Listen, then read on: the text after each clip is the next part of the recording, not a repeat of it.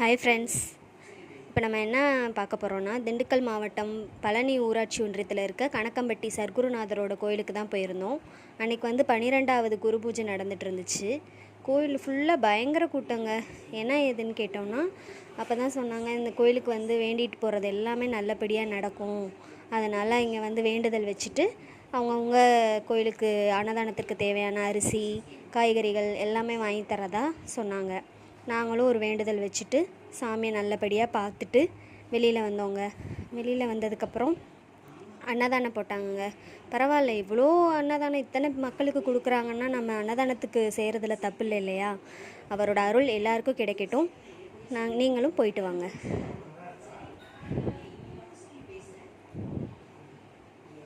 சர்க்குருவே சரணம்.